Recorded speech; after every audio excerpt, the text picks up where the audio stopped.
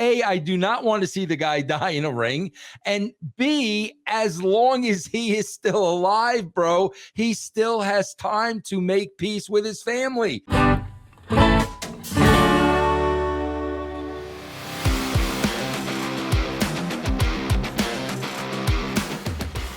We got, you didn't know.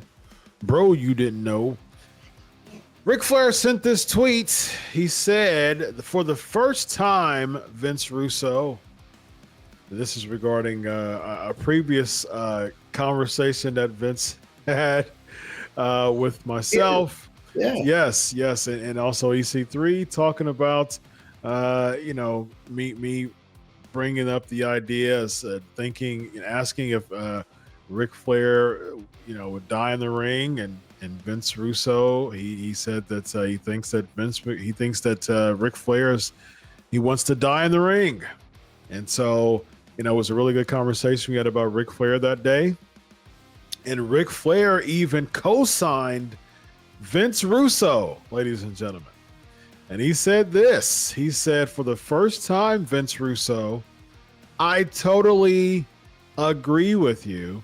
We've had our differences probably because of Bischoff, but here's an issue in everyone's life. I left my entire family behind trying to be the best I could be in professional wrestling. I totally agree with you that I would love to die in the ring. I spent my entire life there, so why not? Woo! Or should I say, thank you for the respect which Eric Bischoff has never shown me. Whoa. He put Vince Russo over. What do you say? What say ye as response to the nature boy, Vince Russo? Bro, I did not know how to respond, and I didn't respond because that's very sad to me. Oh, hey, real fast, Vince. Yeah. You don't follow me on Twitter. I wanted to chime in on one of your comments, but you only have people that... I don't follow you on Twitter. Maybe it was an accident. I don't know. But like you had a really good tweet today I wanted to jump in on, and I couldn't. I'll go back today. Yeah, I'll go back. I didn't know how to respond to that, Chris. Two things. Bro, I don't... Listen, I'm one of those people, Chris. I don't want to see Ric Flair die in a ring. Like, I will be very, very, very sad. And bro, here's the other thing, man. To me, it's like when he talks about like his family there. What was his exact quote about the family? He said he left them. He said the exact quote was, I left my entire family behind trying to be the best I could be in professional wrestling. Bro, it's never too late. It's not too late, man. As long as you still are alive, you can, make it up to your family. It's not too late. Yeah. Like, and that's the frustrating thing to me because A, I do not want to see the guy die in a ring. And B, as long as he is still alive, bro, he still has time to make peace with his family. Me personally, that's what I would be more focused on. Making good with my family. That's what I would be. But he's Ric Flair, bro, and he's gonna do what he wants to do. Yeah, man. I mean, he agreed with it wasn't like he. I think what he was commenting on this, Vince, it seemed like it was from a tone of like you were endorsing it. And I am not. I'm not endorsing it, because he started to talk about he said this. He said we've had our differences probably because of Bischoff, and so like he's punting over the Bischoff, the reason why you and him had heat. And then he said I totally agree with you that I would love to die in the ring. I spent my entire life there, so why not? And he says woo, and he says thank you for the respect which Eric Bischoff never shown me. Man. So it seemed like this is from a tone of like you putting him dying in the ring over. I am not. Let me make that perfectly clear. I would hate with all my heart and soul to see that. I want to make that perfectly clear. Yeah. Well, he'll probably give us another tweet of, I thought we were friends. I thought we were friends. I thought we were friends, and you don't want to see me die in the ring? See me die in the ring? No, I don't. I really, really, really don't. Man, what do you think? What do you think, EC3? Well, yeah, first off, I bet you guys agree on more than you think, or at least he thinks, from your time working together and things like that. And it really seemed like he's kind of like maybe atoning for any sort of issues you may have had, and then passing the buck to Eric, which I don't know either situation, but maybe that's true. As far as him dying, like nobody wants to see anybody die, right? No. Quote me before, like this is out of context. Ric Flair will outlive us all. He's immortal. Like he will outlive me, the Panda Bear, you, everybody watching it. He'll never die. But if he were to, like, I want him to be happy. And if that would really make him happy and solidify him as if that is what he wants, I mean, it's his life, man. Maximus in Gladiator dies in the arena, and is paid ultimate respect and carried out while Joe Quinn Phoenix, the Emperor, is bleeding out dead. Yeah. But like, if that's what he wanted, I mean, you don't want to better be on pay-per-view, brother. Yeah. No, you don't want to see that, but like if that would literally make him happy, then I hope he just finds happiness, A, with his family, B, within life, C, within the delicious Woo energy drink, and D, in everything he does. But my problem with that, East, is I don't think that'll make him happy. I'll have to ask his ghost. I highly doubt that dying in the ring will cause contentment with someone who just isn't content with life, period. Bro, I swear, I am always so confused of my relationship with Rick, and let me tell you why, Chris. Bro, first of all, every single time I work with him with WCW and TNA, bro, it's Ric Flair. Mm-hmm. I treated him with the utmost respect. Every time I saw him, I made a big deal.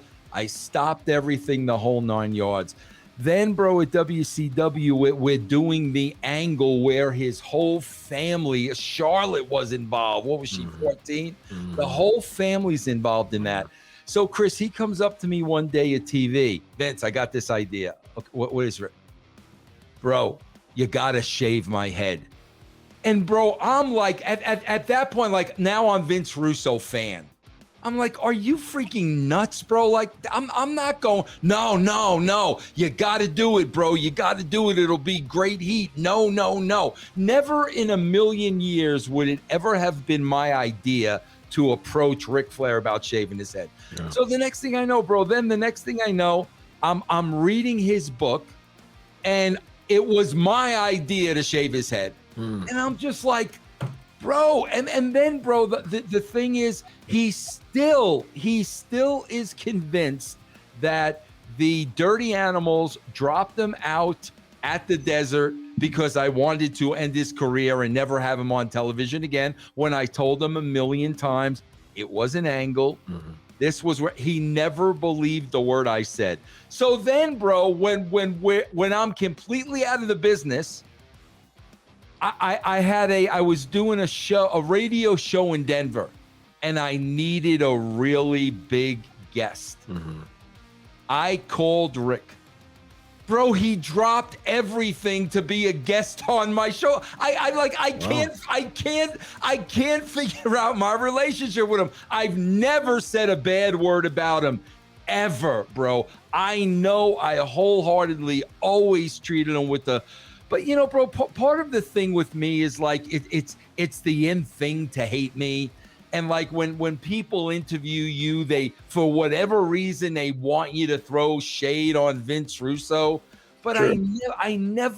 I never got my relationship with him because he's just always going back and forth with me, bro. I think at the end of the day, Vince, Ric Flair just wants to be your friend. Yeah. He just wants to be your friend, man. That's all. I mean, like, you know, I never had a problem working with him at all, ever. You're young enough to be, or old enough to be, his like little brother / like, you know, he could be your uncle-ish, you know what I mean, but more like a big brother type of deal. So like, man, hey, he just wants to be your big brother, man. That's all. He can be my big brother anytime. He could be your big brother, Vince. Anytime. Look, you know what? If there's anything that we're going to quote, if there's anything from this show that we need to quote, what we need to quote is Ric Flair, Nature Boy, greatest of all time.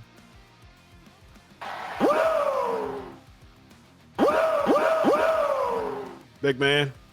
So, the greatest of all time, Vince Russo, is saying on this show that he wants to be your little brother, man. Yeah, anytime of the week. But wait a minute, he has an important announcement. What was the announcement? Oh my God. Did you guys hear this? No, I love to. No. What was the announcement? Bro, the important announcement is the next All In from the UK, which is over a year from now. Okay, bro. You're going to be able to get on a list to get your tickets early for the event that's over a year from now. That was the big announcement. That was the big announcement. Okay, so we're starting to get a little Dixie Carter-ish here. Very much so, Imagine to the internet, to these stands that stand so strong behind this is a flaming wreck. And the only way to save the business is to totally reevaluate it. But you know what? Just, whatever. Imagine everything. Check the private chat as you're talking, man. You'll see the you defend that he does. Imagine if my Aunt Dixie Carter did it. And how forget it. Forget it. Bro. Canceled. Forget it. Yes, indeed. You see the do, East? Yeah. There's the do, ladies and gentlemen. Yeah, the big announcement. He's with Nigel McGuinness, who I will say, I love Nigel. I was going to say Nigel McGuinness has definitely rechristened himself as a really, really good color. I love that dude. I loved it when I had him as Desmond Wolfe, bro. He's a great dude. Yeah, do you know he's a magician? Yes, I do. Yep. Do you know him? Did you know him well, bro? Not well, but enough to like. He's a great dude. I love that guy. Cool dude, man. Well, ladies and gentlemen, speaking of cool dudes, I'm right by two of the coolest in the club, ladies and gentlemen.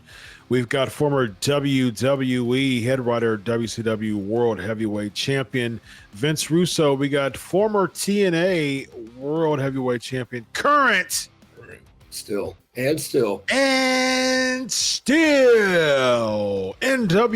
World Heavyweight Champion, which makes him an EC3 3-time World Heavyweight Champion. Yeah, shout out real fast, because we don't talk about my own home promotion that's kicking ass all the time, but we should. But shout out to Tom Latimer, Samhain, him versus me in Cleveland. It's one of the favorite matches I've done, and he's one of the best ones I've ever had. And I retained, of course. Very nice.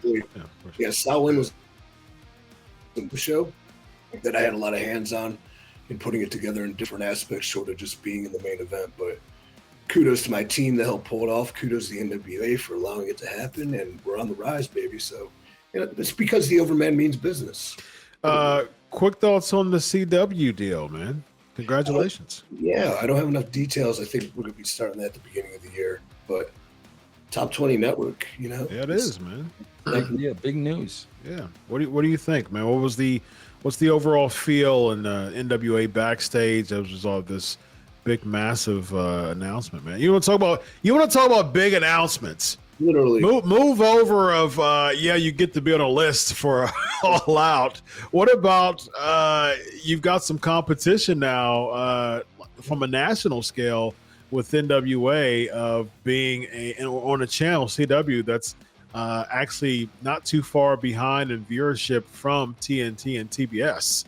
So there's definitely going to be competition as far as potential viewership. I'll tell you what I won't do is I won't say we're going to go opposite them one night and talk a bunch of smack online, building up this big ratings war and then delivering a subpar number and then, not even accounting for it and just saying, oh yeah, John Cena and Undertaker didn't draw millions. Under $1 million for the first time ever. What I will do is I'm going to be deathly focused on our business and building our brand and creating something fantastic and, reinvigorating to the professional wrestling world. And I think the morale seems high. But having said that, too, people tend to get complacent when these things happen. And my warning is to everyone to not be, because now I'm office and I'm watching everything. Very nice.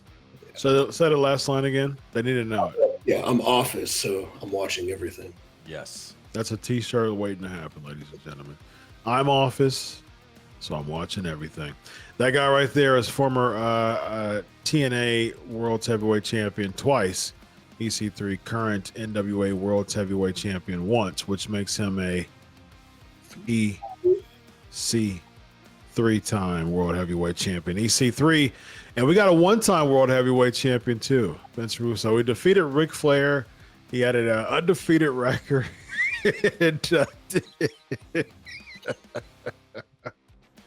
Undefeated as a singles competitor, ladies and gentlemen. I'm throwing my hat in the ring, bro. I'll have Ric Flair's retirement match. There you go. You heard it here. I'll give him one more shot. Okay. He wants to die in the ring. Get in there with me, bro. I'll kill the both of us. Here's the finish. Here's the finish. He finally gets you in the figure 4, right? And right before you tap, he dies. He taps. There it is. Like you get out of it. There it is. Make it happen, Rick.